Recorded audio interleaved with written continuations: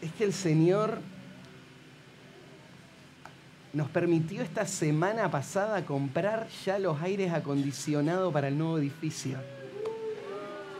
Así que falta, hay un tramo todavía por avanzar, pero ahí va avanzando el salón y el Señor ha sido bueno. Estamos agradecidos por su gracia y por su provisión también. Si tienen sus Biblias, acompáñenme a Mateo capítulo 5, porque vamos a seguir con nuestro estudio del Sermón del Monte. Realmente el Señor está calando profundo en nuestras vidas a través de este sermón. Cada domingo cuando nos vamos con una sensación de habernos sentido confrontados con la palabra. Nos vamos desafiados a querer vivir una vida como la que el Señor está describiendo acá. A la vez nos damos cuenta de que esto no es posible sin el poder del Espíritu Santo que está obrando en nosotros. Así que por un lado vemos las grandes demandas y expectativas de Cristo y por el otro lado venimos a Él y le decimos, Señor, hazlo en nosotros. Necesitamos de tu gracia para que tú sigas transformándonos como iglesia. Estamos estudiando en el Sermón del Monte la primera sección donde Jesús está mostrando cómo se debería ver la vida de un discípulo, de alguien que dice ser parte de su reino. Y en resumen, lo que Jesús está mostrando es que un discípulo de Cristo se conoce porque él va a poder vivir de acuerdo a una justicia que va mucho más allá que la que este mundo conoce. La justicia que vivimos, los que amamos a Cristo y seguimos a Cristo, es una justicia que nace de un corazón que fue transformado por el poder de Dios. Todos nacimos en este mundo perdidos, esclavos por nuestro pecado, pero cuando el Espíritu Santo obra en un corazón y trae convicción y nos deja ver la persona de Cristo y nos abrazamos a la salvación, el Señor transforma nuestra vida y cambia los deseos de nuestro corazón y nos da el poder para poder vivir una vida de obediencia a Él, algo que el mundo nunca podría. Y todos los que estamos ahora dentro del reino hemos sido salvados, hemos sido librados del poder del pecado. Así que ahora podemos vivir esa vida de una nueva ética, una nueva forma de vivir que está marcada por lo que Dios es y lo que Él demanda de nosotros. Así que Jesús está dando acá algunos ejemplos de cómo se debería ver en el día a día, cómo se ve un creyente. Y acá lo tenemos. Lo tenemos no de una forma completa, porque hay mucho más en la vida cristiana, pero al menos en 6 ejemplos podemos tener un cuadro de cómo el creyente está viviendo una vida sincera, una vida marcada por la santificación, una vida marcada por un amor real y genuino que se va a mostrar en todo lo que él hace. Así que hoy vamos a ver el 5.º ejemplo. Y estamos en el capítulo 5 y en el versículo 38. Los dos que nos quedan tienen algo en común. Y ustedes ven que están unidos. Hoy vamos a solo estudiar del 38 al 42. Pero en tu Biblia sigue el mismo título hasta el final, hasta el 48. Están unidos porque los dos tienen que ver con cómo un creyente verdadero actúa cuando lo maltratan. Y vamos a estudiar este tema en 2 partes. Hoy vamos a ver el primer tema. La semana que viene lo vamos a completar. El tema que hoy vamos a estudiar tiene que ver con algo que es muy, muy relevante para todos nosotros en el momento en el que estamos viviendo. Nosotros vivimos en una sociedad que grita por justicia. Todo el tiempo lo vemos, ¿no? Prendemos nuestra tele y vemos un crimen y lo que los familiares van a decir, lo único que queremos es que se haga justicia. La justicia es algo bueno, es algo que Dios estableció y es algo que Dios va a cumplir, sin duda. La justicia, tarde o temprano, se va a establecer en todo este mundo. Pero el Hijo de Dios busca algo que va más allá que la justicia. Él no solamente está preocupado porque se haga justicia frente a todos los que le lastiman. Él confía en que Dios va a hacer justicia, pero él está pensando en otra cosa. Él quiere ser usado por Dios para poder traer a este mundo oscuro la luz de la gracia y de la salvación. Él quiere brillar en este mundo con un amor que este mundo no conoce, en el que Él va a mostrar en el día a día el amor que Dios nos mostró cuando nos salvó de nuestra condición y de nuestro pecado. Él quiere que la gracia del Señor brille en los lugares más oscuros.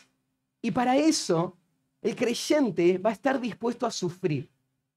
Va a estar dispuesto a pasar por alto el dolor del maltrato, mirando más allá a ese objetivo de la salvación y de que la iglesia pueda ser edificada para la gloria de Dios y para el bien de este mundo que se pierde. Claro, nosotros amamos la justicia, pero pedir justicia no es suficiente para el Hijo de Dios.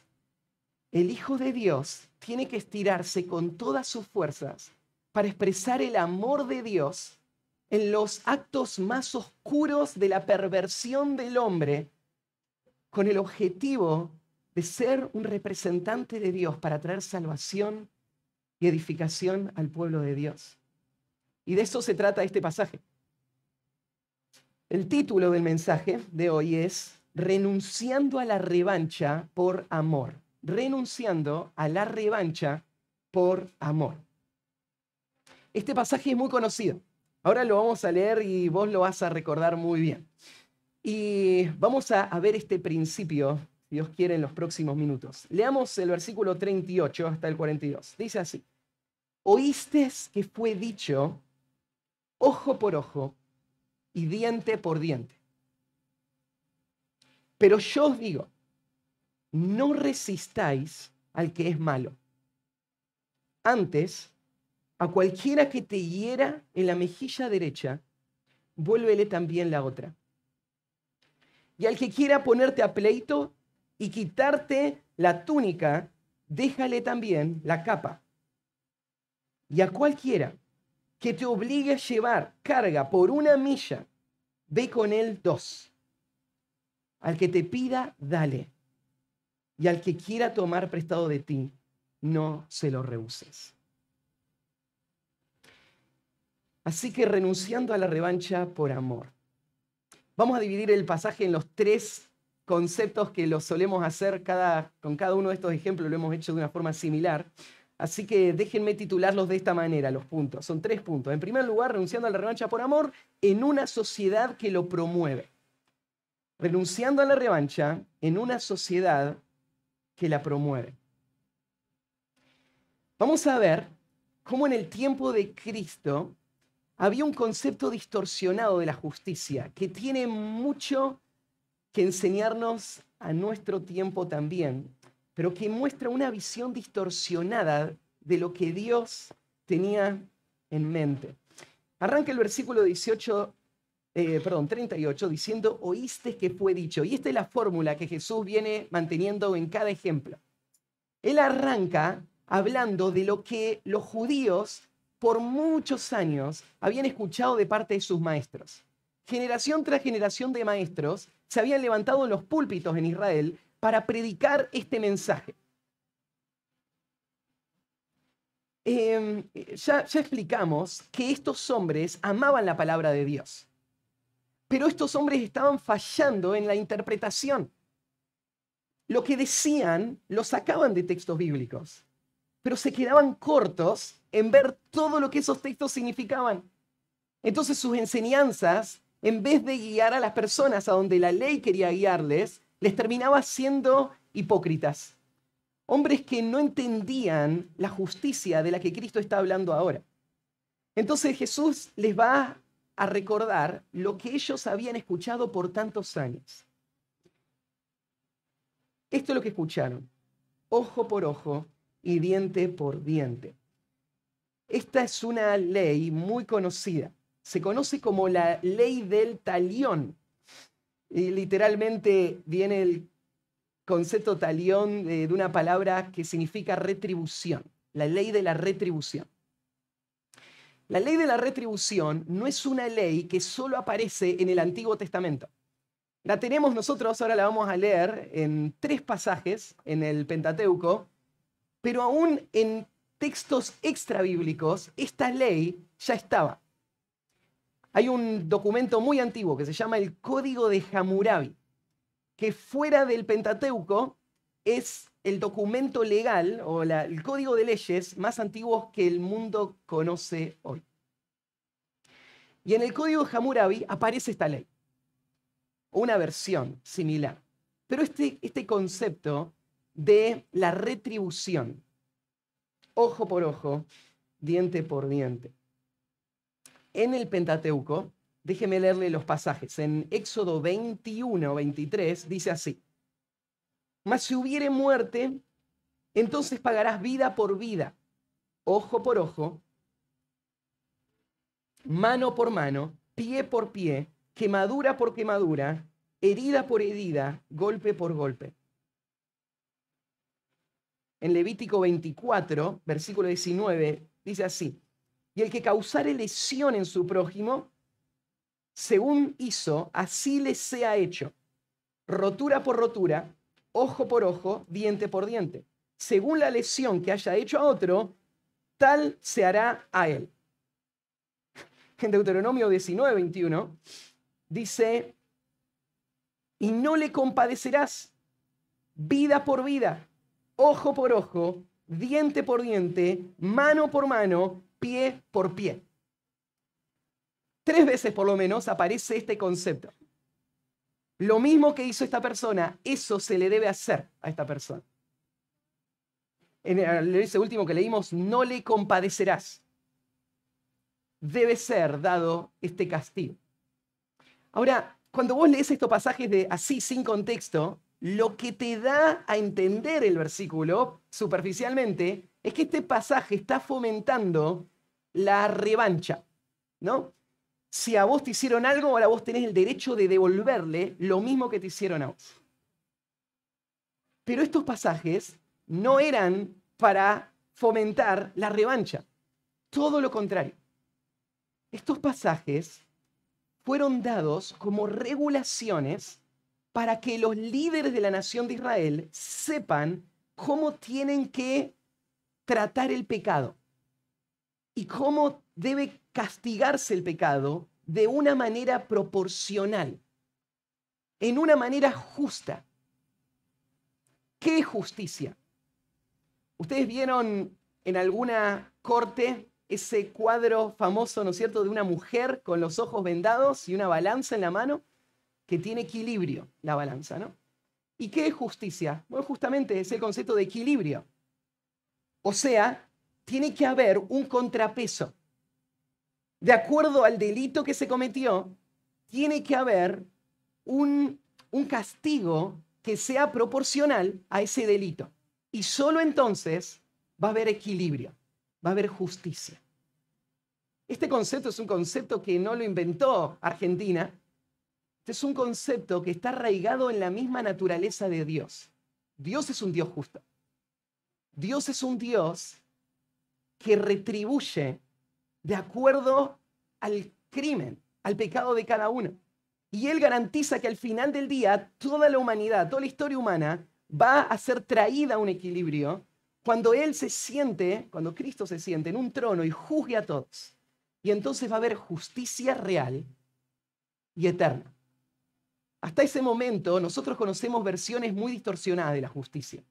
Pero la justicia es algo bueno. La justicia es algo que Dios estableció. Ahora, este concepto, estas leyes que demandaban justicia, no estaban puestas para que los que fueron perjudicados se puedan sacar la bronca, sino que todo lo contrario. Estas leyes estaban puestas para que las consecuencias sean apropiadas, tengan la proporción correcta que Dios mismo avala. Eran herramientas para los jueces que necesitan establecer esta justicia y determinar lo que cada uno merece. Entonces estas leyes le daban detalles a estos jueces de cómo hacerlo. A la misma vez, estas leyes lo que hacían era frenar un impulso que todos nosotros tenemos. Mirá, desde que somos muy pequeños, todos nosotros reaccionamos cuando nos maltratan, ¿no? Cuando alguien nos hiere, desde un niño que le sacan el juguete hasta de ahí en adelante todo lo que te puedas imaginar, cada vez que alguien te maltrata, tu reacción natural, pecaminosa, es tomar revancha. Pero tu corazón malo no tiene en mente el objetivo de justicia, tiene en mente el objetivo de revancha. Por lo tanto, usualmente vos vas a tender a dar un pago mucho mayor que el delito que se cometió. Entonces un niño le sacan el juguete y le agarra un palo y se lo parte por la cabeza al hermanito, ¿no es cierto? Pues sí, pero no es proporcional, ¿no? Es que acá la proporción no le importa. A él le importa la revancha. Esta ley fue puesta por Dios para refrenar eso que está en el corazón de todos nosotros. Si no estarían estas leyes, imagínense que en nuestra sociedad no habría leyes que regulen las penas que cada delito merece. Y cada persona reaccione a lo que le hacen con su enojo y haga lo que quiera hacer. ¿Dónde termina esta sociedad? O sea, cada uno va a hacer algo cada vez mayor sobre el otro hasta que terminemos todos destruidos, ¿no? Porque, no sé, venís en la ruta y no te diste cuenta y te le cruzaste un poquito fuerte al que estaba delante y entonces él te frena adelante, se baja, te saca del auto, te agarra las piñas. Tú decís, pero ¿cómo funciona la justicia? La justicia funciona en base a la proporción. Y estas leyes fueron puestas para esto.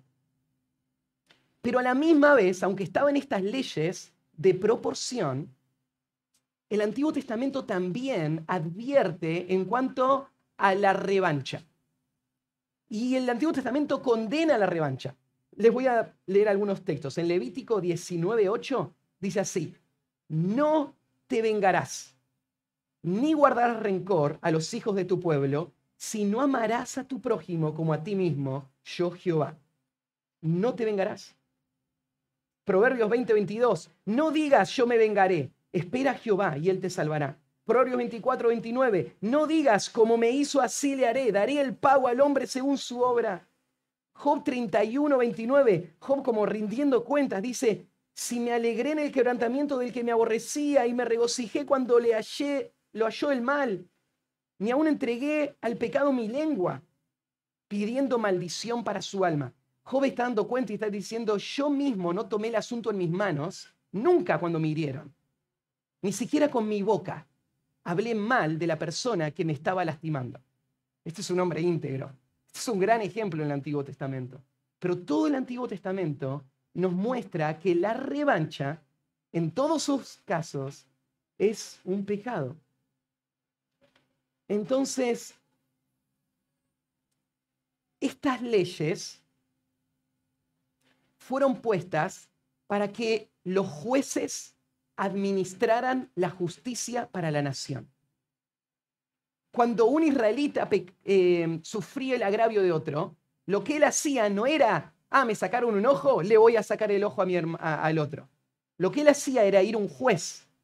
El juez evaluaba la situación, tenía la ley que le guiaba y decía, ojo por ojo, diente por diente. No miraba, el juez no tenía compasión, sino que le establecía la justicia.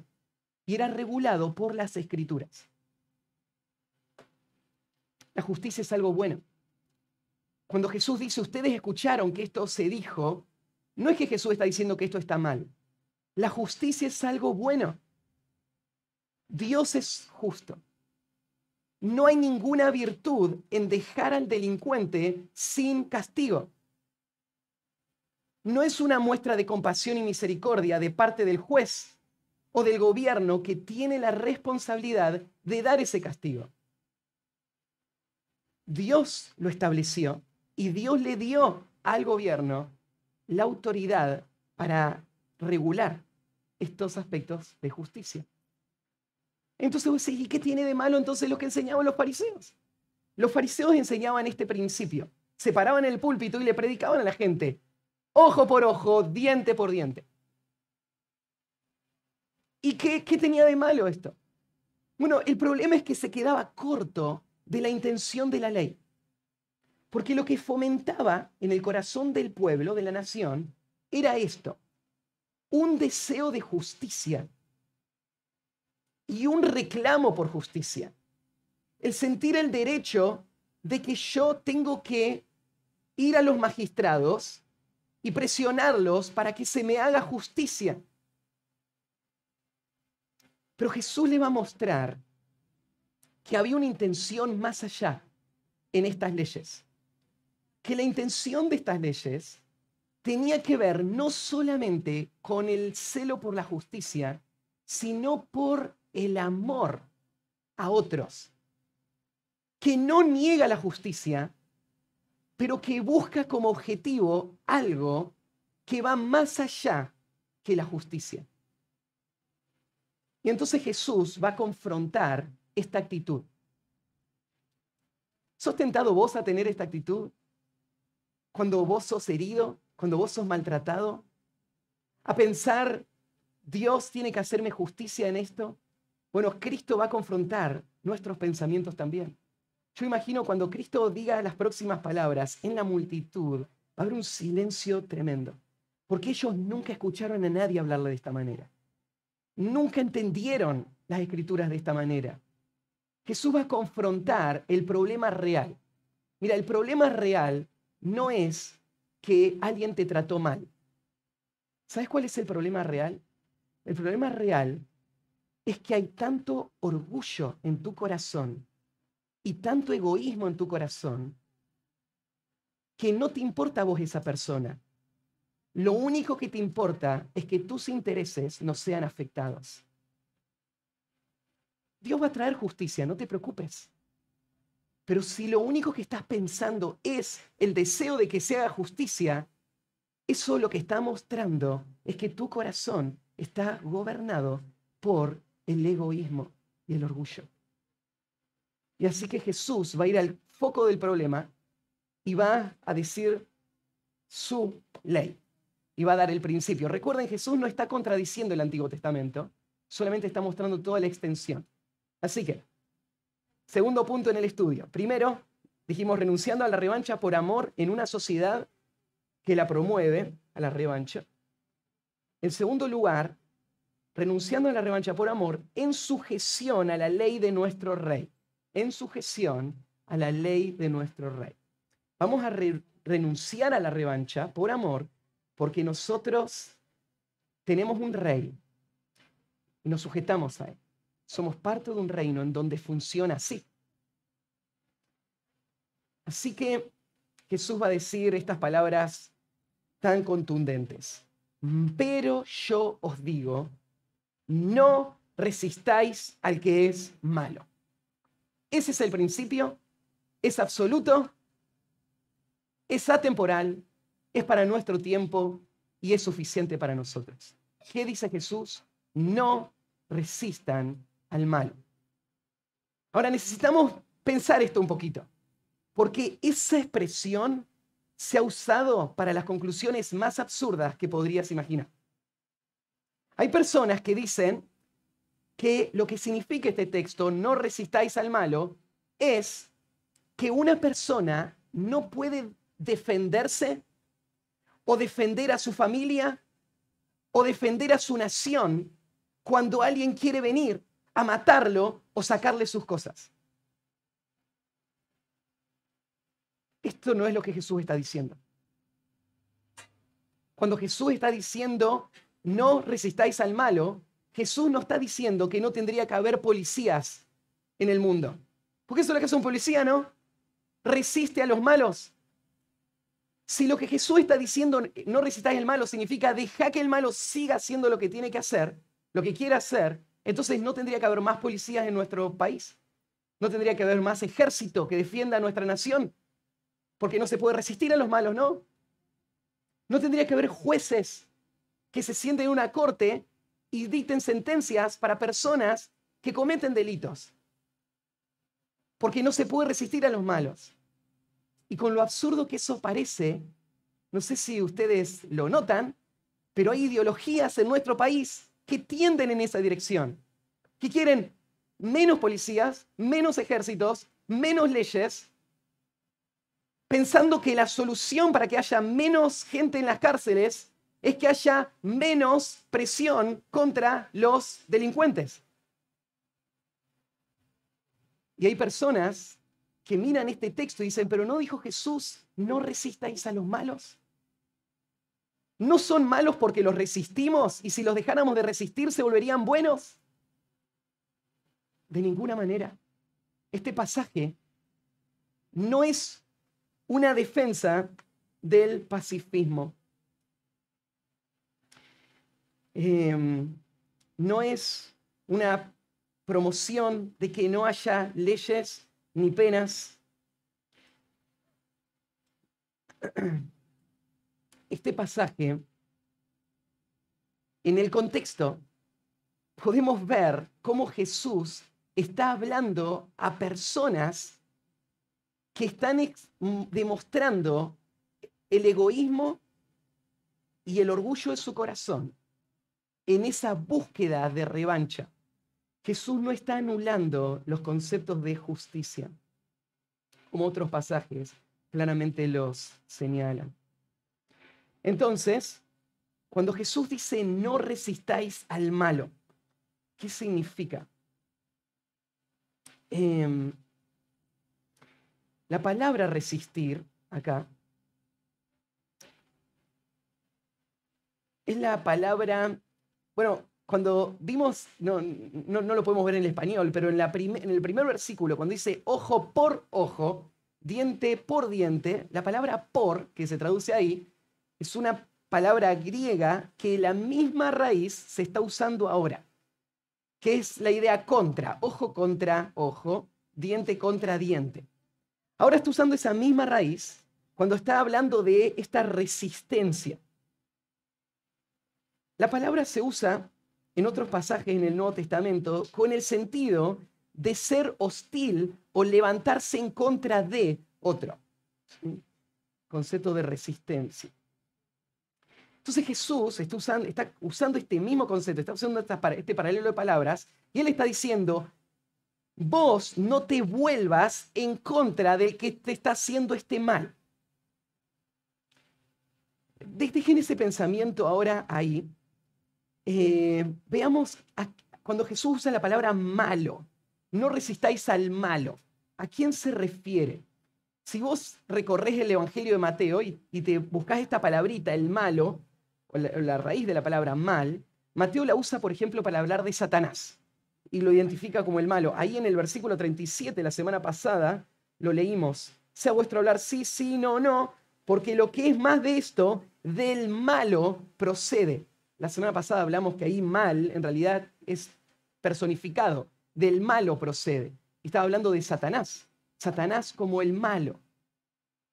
Mateo también usa esta palabrita para hablar de la gente impía. Por ejemplo, en el mismo capítulo, en el versículo 45, Mateo dice, para que seáis hijo de vuestro Padre que está en los cielos, que hace salir su sol sobre malos y buenos. Y está hablando de personas malas. ¿Quiénes son los malos? Bueno, hay otro versículo en el capítulo 12, versículo 34, donde Jesús dice esto. Generación de víboras, ¿cómo podéis hablar lo bueno siendo malos? Porque de la abundancia del corazón habla la boca. Y Mateo también usa esta expresión para hablar del pecado en general. Podemos armar este cuadro. Cuando Jesús está diciendo, no resistáis al malo, esto es lo que hay atrás de esa palabra. Hay un ser espiritual que es el promotor original de la maldad. Es el que introdujo el pecado en este mundo. Pero atrás de él, ahora hay un reino de maldad, en donde todos los que son parte de ese reino de maldad están contaminados en su corazón con el pecado, con la maldad. Y entonces condicionados a hacer el mal constantemente. Cuando Jesús está hablando del malo y de no resistir al malo, Él tiene en mente la condición en la que vivimos. Nosotros vivimos en un mundo de maldad. Cada persona sin Cristo es esclava de la maldad. Nosotros tenemos que vivir de acuerdo a ese marco de referencia. Vos no tenés que pensar de esta vida como una vida que va a desarrollarse sin dificultades, porque las personas a tu alrededor tienen buenas intenciones. Vos tenés que entender, estás viviendo en un mundo de maldad. El príncipe de este mundo es malo. Todos sus seguidores son malos. Todo el tiempo hacen el mal. Entonces lo que vos tenés que anticipar es que tu vida va a estar marcada por el dolor que el mal te va a producir. Tu propio corazón está cargado de mal, ¿no? Aunque has sido perdonado y salvado por gracia, todavía el pecado mora en vos. Entonces Jesús está anticipando una realidad permanente con la que vamos a tener que lidiar. Con esta maldad en la que convivimos. Entonces, ¿qué significa este no resistir al malo? Pongamos los dos conceptos en orden. Bueno, si resistir es volverse en contra, la idea es la siguiente. Hay una persona que está actuando mal y está hiriéndome. En cualquier forma me está perjudicando. Resistir sería volver en el mismo camino, de la misma manera, con el mismo mal que recibí ahora en su contra. Es ese anti del que estábamos hablando. Ojo por ojo. Ahora, maldad, no por maldad. Cuando Jesús dice no resistáis al malo, no está diciendo que no hay consecuencias por el mal que personas hacen. No está diciendo que el creyente tiene que pensar que Dios avala que no haya castigos para el pecado. Lo que Jesús está haciendo es atacando esta actitud de revancha. Es, yo fui maltratado, ahora yo voy a volver en contra de la persona de la misma manera que él vino en mi contra, con el mismo mal. Más bien, este pasaje, si lo terminamos de estudiar, ahora lo vamos a mirar, Jesús no está diciendo que tenemos que ser indiferentes al mal de la persona. No, tenemos que actuar cuando alguien actúa mal contra nosotros. ¿Pero de qué manera? No con mal, sino con el bien. Nosotros no somos indiferentes al mal, pero lo que no hacemos es resistir al malo. O sea, resistir significaría volvernos en contra del malo con el mismo mal que hemos recibido de parte suya. Ahora, en la vida práctica, lo que Jesús está haciendo no es anulando el concepto de justicia. Él está llamando a todos los creyentes a confiar en un Dios justo que va a dar a cada uno conforme a sus obras y no tomar en sus propias manos el intento de establecer esa justicia. No volver en contra de aquel que le está maltratando con el mismo mal que ha recibido, sino todo lo contrario.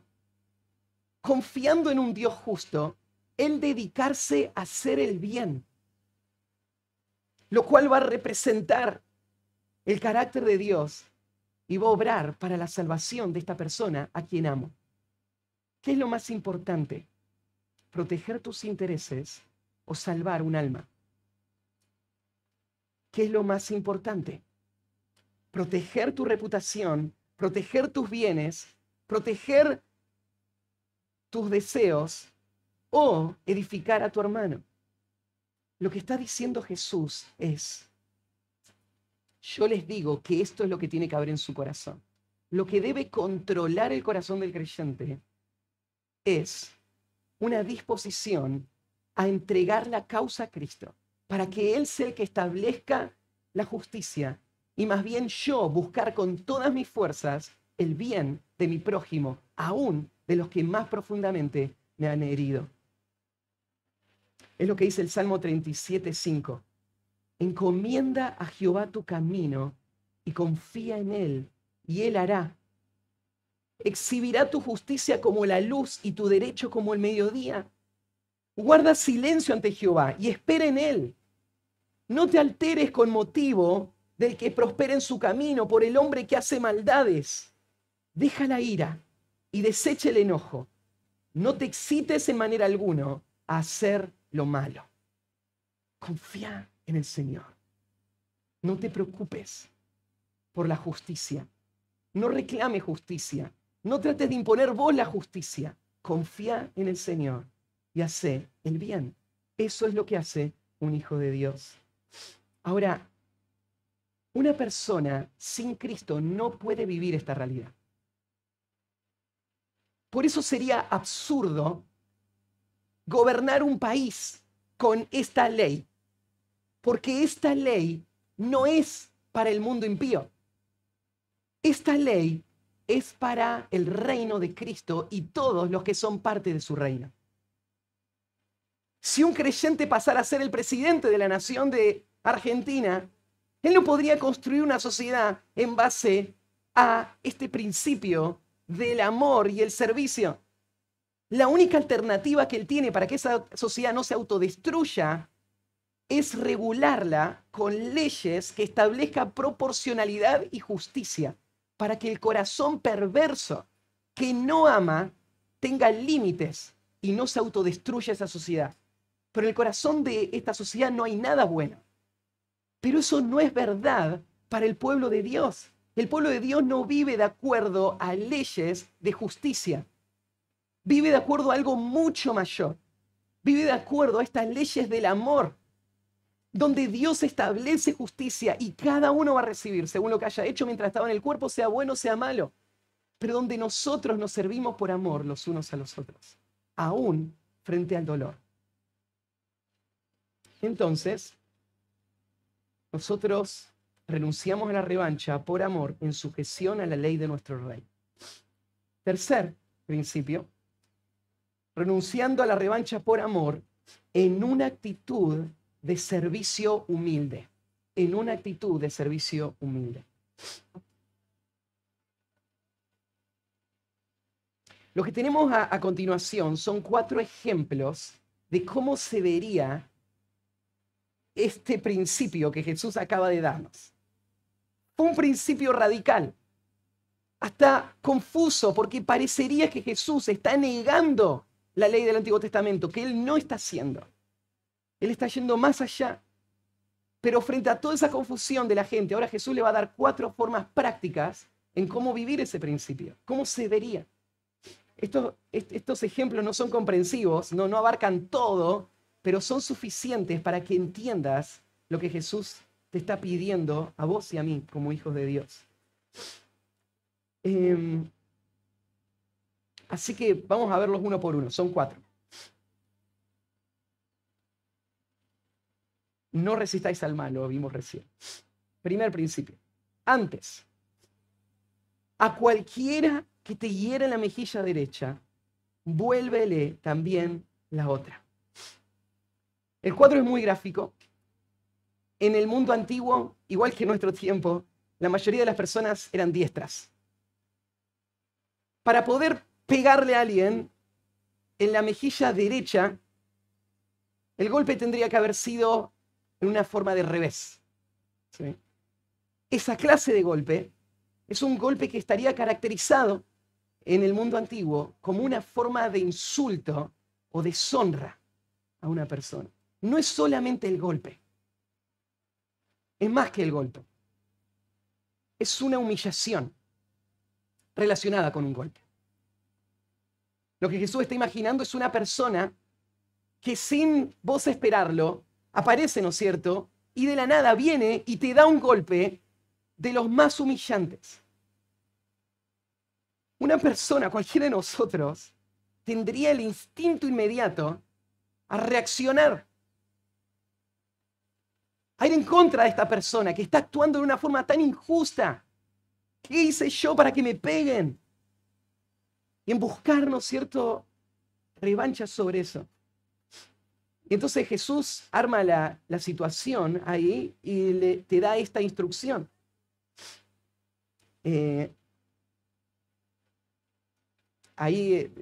Cuando te digo algo más, cuando Jesús dice a cualquiera que te hiera, Jesús no está planteándolo como una posibilidad, sino como un hecho.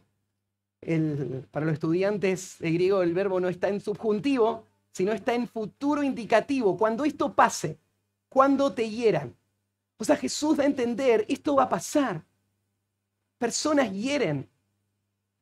Es algo común, cotidiano, parte de este mundo caído. Cuando esto pase, entonces, vuélvele también la otra. Fíjate el extremo al que Jesús está llevando esto. No solamente le está diciendo que no le devuelva el golpe, sino que se quede en una posición vulnerable frente a esta persona que le acaba de golpear y que podría seguir golpeándolo.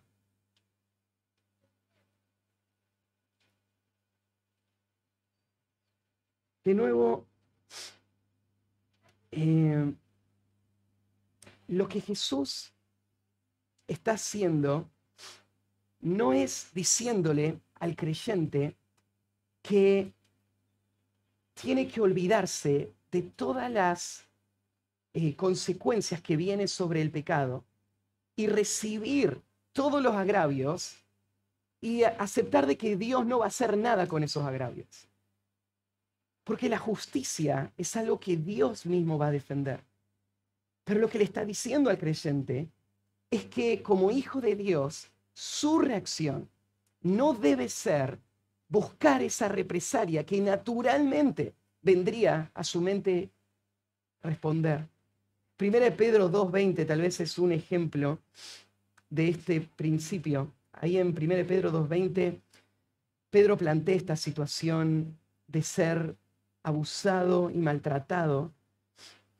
Y él dice así, pues qué gloria es si pecando sois abofeteados y lo soportáis. O sea, si a vos te hieren como consecuencia de tus pecados, no hay ninguna gloria. Mas si haciendo lo bueno sufrís y lo soportáis, esto ciertamente es aprobado delante de Dios. Pues para esto fuisteis llamados, porque también Cristo padeció por nosotros, dejándonos ejemplo para que sigáis sus pisadas. ¿Cómo se ve esto de ser abofeteado sin responder? Lo que te dice Pedro es mirando a Cristo y siguiendo sus pasos. Este cuadro es muy gráfico, ¿no? Cuando Pedro dice seguir las pisadas de Cristo, es como que vos estás caminando atrás y en el mismo momento en que Él levanta el pie para hacer el otro paso, vos lo apoyás en el mismo lugar donde Él lo levantó. Vos vas pisando en el mismo lugar donde Cristo pisó. Ahora vos pensás en Cristo y te acordás lo que Él tuvo que vivir. Vos te acordás del maltrato, el desprecio, el insulto, los golpes.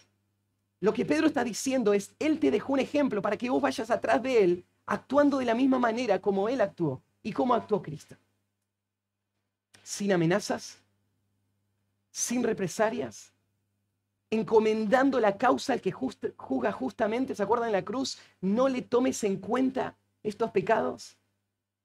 Jesús con un chasquido de dedo podría haber un pensamiento, podría haber terminado con todos esos enemigos.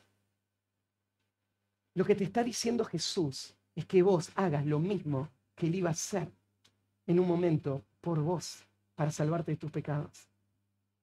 Vos vas a actuar como Él actuó. Ahora, los que crucificaron a Jesús hoy están en el infierno, bueno, están en el tormento y van a terminar en el infierno eterno. Vos decís, pero Jesús le dijo al Padre, no se lo tomes en cuenta. ¿Por qué van a ir al infierno estas personas? Bueno, Jesús no va a tomar represalias, pero la justicia se va a establecer. Y cuando se presenten delante del tribunal, del juicio del gran trono blanco, ellos van a ser juzgados por sus obras. Y de esa misma manera nosotros debemos actuar en este mundo caído, con esa misma actitud. Entonces, tenemos que abandonar cualquier intención de revancha por cualquier daño que nos hayan hecho. ¿Entendés lo amplio que es esto?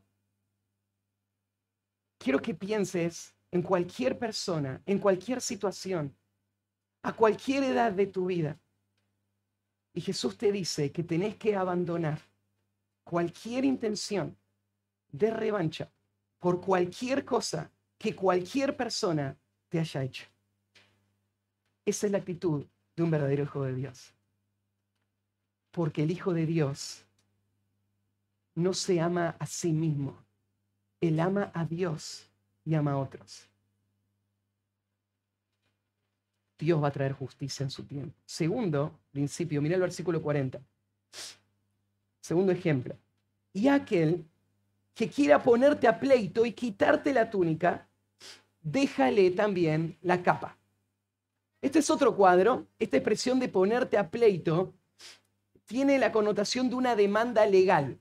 O sea, una persona te hace un juicio. Y en el juicio, lo que esa persona quiere es sacarte tu túnica.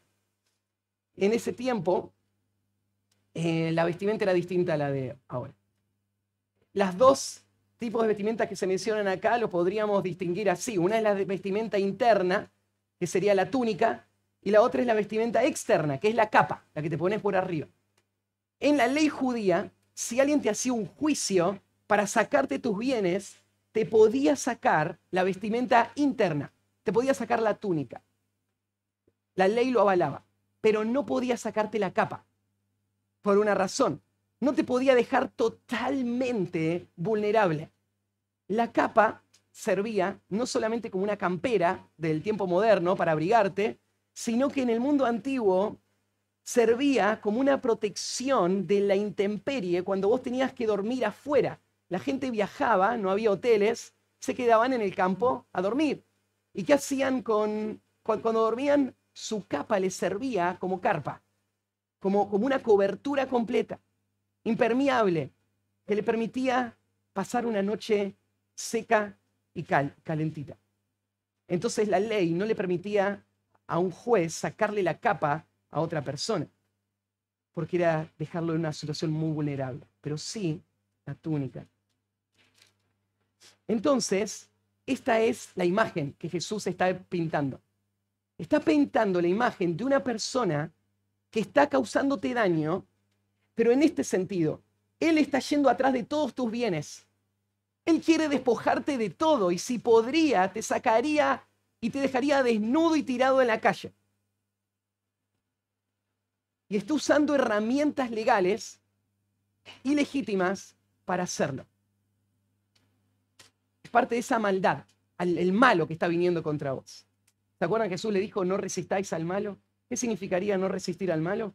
Acá lo dice, déjale también la capa. Déjale también la capa. Lo que Jesús está diciendo es que un creyente verdadero entiende que sus riquezas no están en esta vida. Su prioridad no es defender sus bienes, sino que es honrar al Señor, salvar a los perdidos, ser una luz en este mundo. Él sabe que vive en un mundo malo y él sabe que probablemente va a perder mucho de lo que un momento disfrutó. Pero él va a estar dispuesto a tratar con amor, con misericordia y compasión aún al hombre que le está sacando todo lo que él tiene. Ahora, esto no quiere decir que un creyente verdadero no tiene un sentido de lo que es la justicia y que él no va a defender lo que es la justicia. Hay dos ejemplos ahí en el Nuevo Testamento. Uno es del Señor. Ahí en Juan 18:23. Toma nota de esa cita. y léelo después tranquilo, todo el contexto. Pero ahí menciona esto, Jesús, bueno, ¿se acuerdan cuando Jesús está siendo golpeado, un poquito de contexto?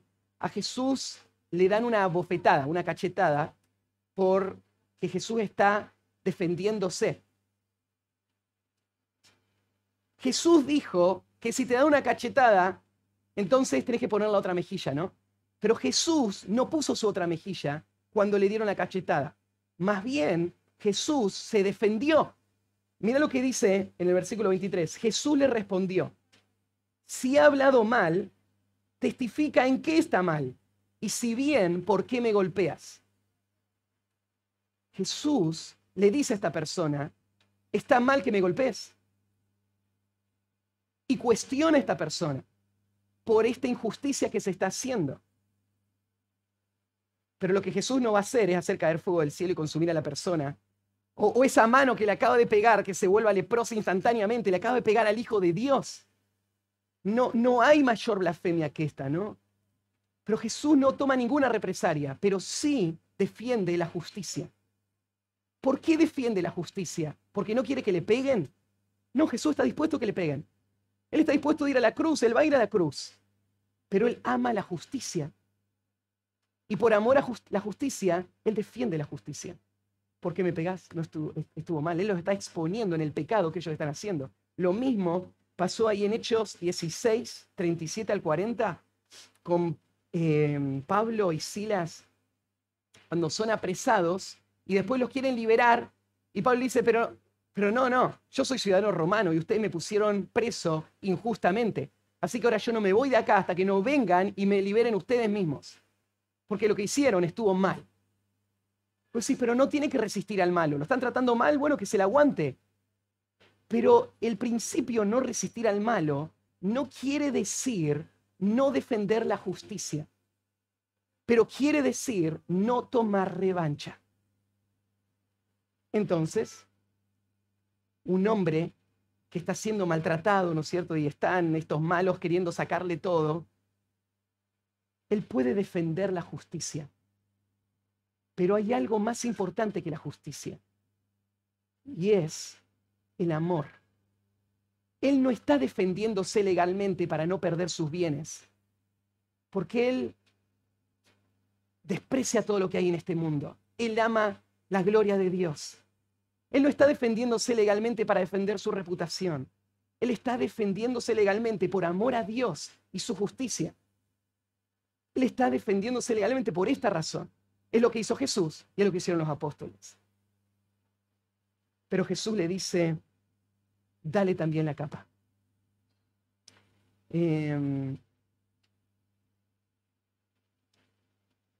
Tercera ilustración, mira el versículo 41.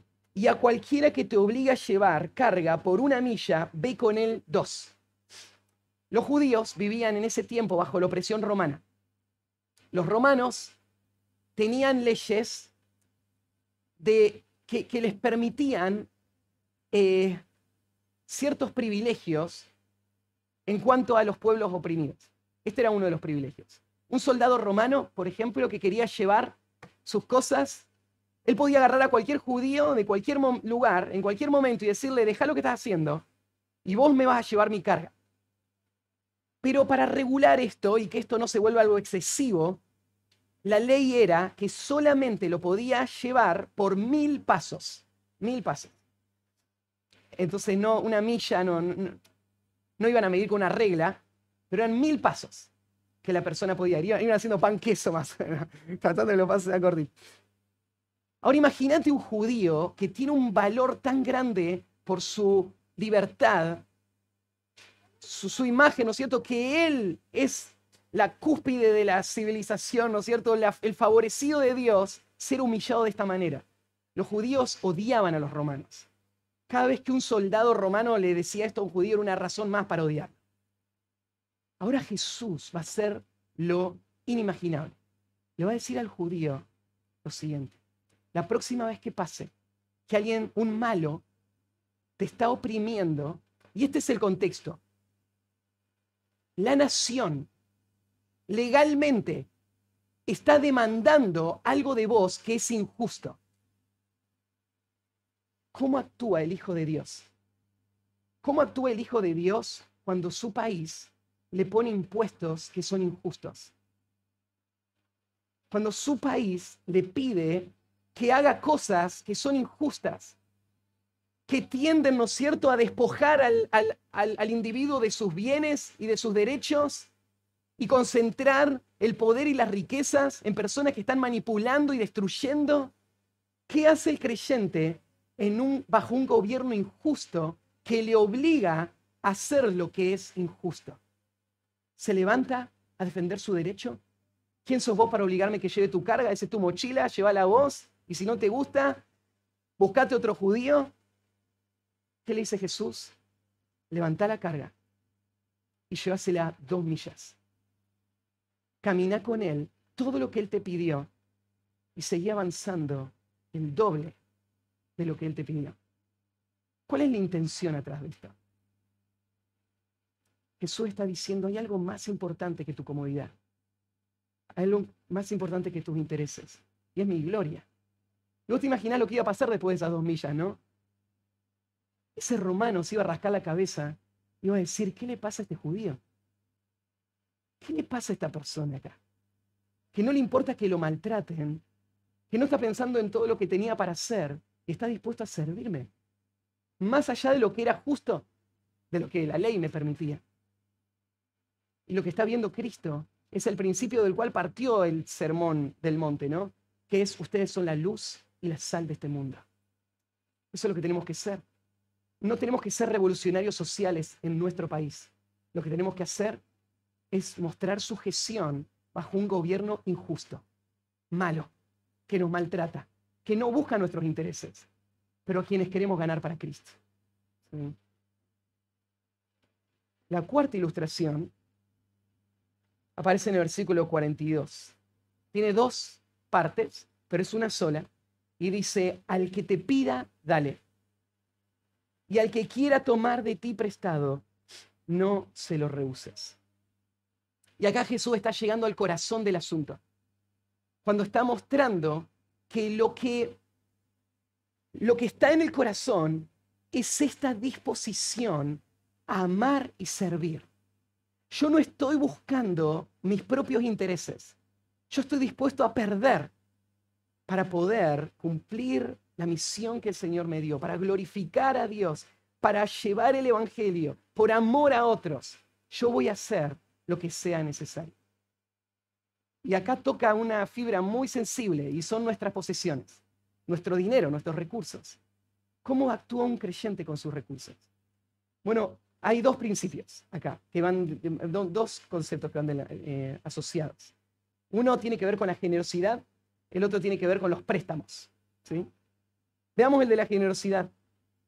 Al que te pida, dale. Este concepto, el que te pida, está dado como... tiene el sentido de una acción continua. No quiero confundirlo con detalles técnicos. Tiene el sentido de una acción continua. O sea, lo podríamos leer de esta manera. El que te pide todo el tiempo. ¿Sí? Jesús no lo está pensando como un evento aislado, sino como una característica propia de esta persona que está todo el tiempo pidiendo. Y esta persona dice al que te pida, dale. Y esto es un verbo imperativo, una orden del Señor de cómo actuar frente a ellos. Ahora, Jesús no está diciéndonos que tenemos que dar nuestro dinero a mendigos profesionales. O sea, a gente que no quiere trabajar y quiere vivir de la caridad. Porque en 1 Tesalonicenses la Biblia es clara, ¿no es cierto? El que no trabaja, que no coma. Y eso se aplica a los creyentes y a los no creyentes. A una persona que no quiere trabajar, a esa persona no se le da nada y se lo deja morir de hambre. ¿Sí? Bíblicamente. Entonces no le damos a esas personas. Claro, no significa que le damos a un drogadicto que está ahí en el semáforo pidiéndonos dinero, ¿no es cierto? Porque lo vemos en una condición miserable Y entonces tenemos que ayudar. Porque vos sabés lo que va a hacer con ese dinero, ¿no? Y el Señor no está diciendo a su pueblo que tienen que dar el dinero para fomentar la drogadicción en sus comunidades. Todo lo contrario. Pero Jesús está diciendo, cuando hay personas con necesidades legítimas en nuestro entorno, no podemos cerrar nuestro corazón. Hay una responsabilidad, un deber moral que condiciona al Hijo de Dios, que hace que Él no se pregunte si lo va a hacer o no, sino que lo haga cada vez, aunque sean muchas veces, y aunque represente grandes sacrificios. El Antiguo Testamento tiene muchos pasajes. Déjenme leerles algunos. Salmo 37, 21. El impío toma prestado y no paga, mas el justo tiene misericordia y da. Proverbios 3, 27. No te niegues a hacer el bien a quien es debido, cuando tuvieres poder para hacerlo. No digas a tu prójimo, anda y vuelve, y mañana te daré, cuando tienes contigo que darle. Proverbios 11, 24. Hay quienes reparten y les has añadido más. Hay quienes retienen más de lo que es debido y vienen a pobreza. El alma generosa será prosperada. Y el que saciare, él también será saciado. En el Nuevo Testamento hay pasajes también como el de Santiago 2, versículo 15. Dice, si un hermano o una hermana están desnudos y tienen necesidad del mantenimiento de cada día, y alguno de vosotros les dice, id en paz, calentados y saciados, pero no le dais las cosas que son necesarias para el cuerpo, ¿de qué aprovecha? Así también la fe, si no tiene obras, es muerta en sí misma. Ahora vos me decís, Matías, hace un momento estábamos hablando de la revancha, y ahora me estás hablando de la generosidad. ¿Qué tiene que ver la revancha con la generosidad? Tiene que ver con el mismo pecado del corazón. Porque una persona que no está dispuesta a pasar por alto el agravio de otro por el bien de esa persona, tampoco va a estar dispuesta a desprenderse de sus bienes para servir a la otra persona. Porque en el fondo está el mismo pecado. Él se ama a sí mismo, vive para sí mismo, protege sus intereses, protege sus recursos y no quiere perderlos. Los hijos del reino de Cristo no se ven de esta manera. Todos los discípulos de Cristo se caracterizan por ser personas que aman y piensan en otros antes de pensar en sí mismos. Y el último ejemplo, ¿no es cierto?, tiene que ver también con esto, es el tema del préstamo. Y de nuevo, no tiene que ver, ¿no es cierto?, con no evaluar a quién le estoy prestando, qué le estoy prestando. Pero cuando hay una necesidad legítima, la diferencia es esta. La generosidad se lo di. El préstamo tiene que ver con una necesidad temporal que asumimos que la persona va a poder superar pronto. Entonces, el préstamo sirve para suplir esa necesidad temporal, aunque la persona sigue siendo responsable por suplir para sus propias necesidades. Esta es la mejor forma de ayudar, porque bíblicamente cada uno tiene que suplir para sus propias necesidades, ¿sí? Entonces, prestar sería ayudar a alguien de una manera temporal porque lo necesita hoy, pero él puede ponerse de pie y suplir sus necesidades también.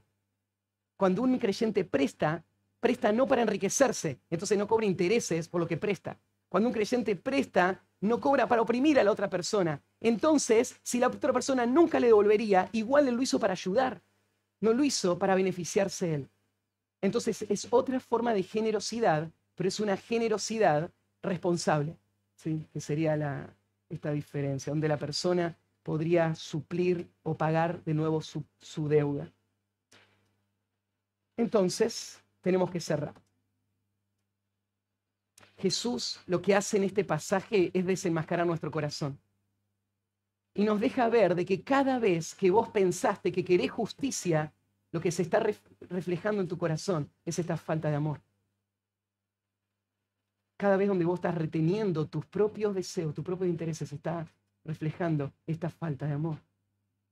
Y Jesús nos confronta para que podamos arrepentirnos, caminar de una forma que le honre a Él. Déjenme cerrar con este versículo. Romanos 12, 17 dice así: no paguéis a nadie mal por mal. Procurad lo bueno delante de todos los hombres.